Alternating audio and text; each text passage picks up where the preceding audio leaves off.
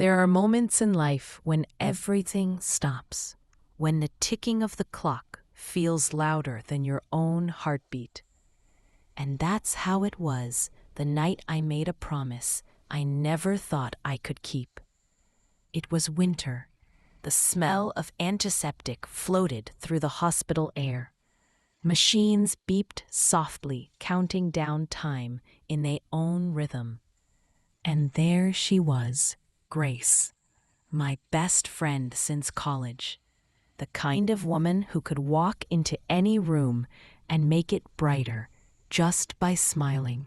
But that day, there was no smile, only silence, and the slow rise and fall of her chest as the oxygen mask struggled to keep her breathing.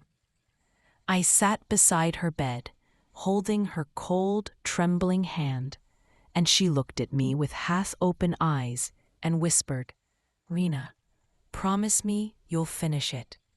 Her voice cracked like dry leaves underfoot. I asked her, "Finish what, Grace?" And she smiled weakly. "The shelter for women. You know it was our dream."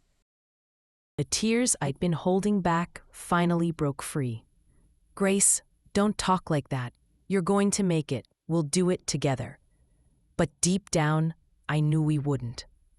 That night, I made a promise, not just to Grace, but to myself, that no matter what it took, no matter how long it took, I would build that shelter, a safe place for women who had nowhere else to go, for those escaping abuse, poverty, or silence, a place that would carry Grace's spirit forever. When I whispered, "I promise," her lips moved one last time, and she smiled. The machines beeped one final note, and the world went quiet. The days after her funeral were a blur. The house felt empty. Her laughter still echoed through the walls. I wanted to give up. Every time I opened her notebook, filled with sketches and plans for the shelter, my hands would shake. I didn't know where to start. I wasn't an architect. I wasn't rich. I was just a teacher with a broken heart. Banks refused my loan applications. People said, "It's a beautiful idea, Lena, but you're dreaming too big." But Grace used to say, "Dreams only become impossible when you stop believing in them." So I kept going, one fundraiser, one bake sale, one letter at a time. Every dollar I collected felt like a heartbeat returning to her dream. One rainy afternoon, when I was about to give up, I got a call from an unknown number. A woman's voice said, "Hi, my name's Marissa. I used to be one of Grace's students. She told me about the shelter project once. I'd like to help." I froze. Grace had always believed in ripple effects, that kindness travels farther than we think. And there it was, her ripple finding its way back to me. Marissa was an architect. She offered to design the building for free.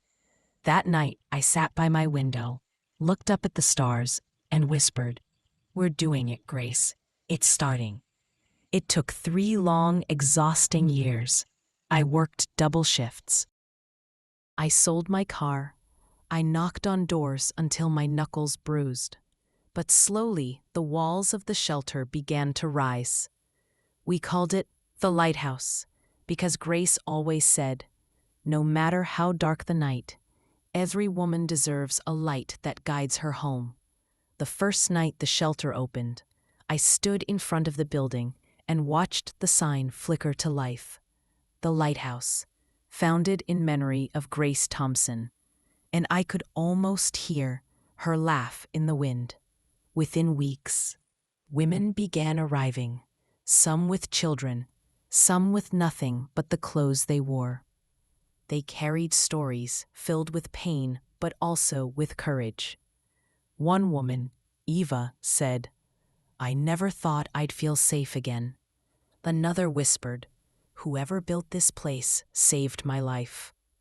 And I realized that's what Grace meant all along.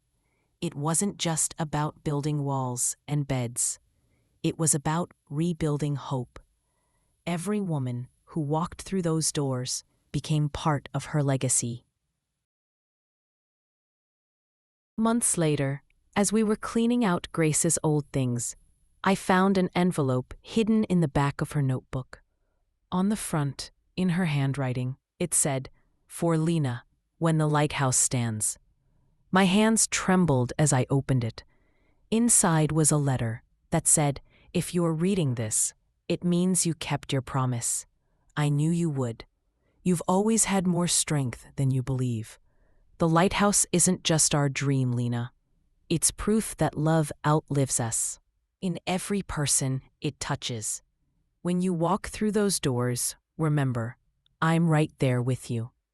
Tears blurred the ink, but I didn't wipe them away, because those tears were proof that love never dies. It simply changes form. Today the lighthouse shelters over 40 women every night.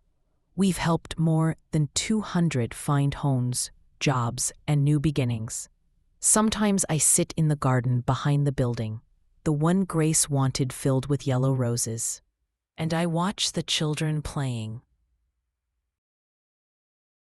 And I think maybe this was her plan all along, to leave a spark in me that would become a flame for others. They say a promise is just words until it changes lives. That night in the hospital, I thought I was making a promise to a dying friend, but now I know she was giving me a reason to live. Every smile in that shelter, every tear wiped away, every woman who walks out stronger than she came in, that's Grace. That's us. That's the power of keeping a promise. And sometimes, the most beautiful endings begin at a hospital bed.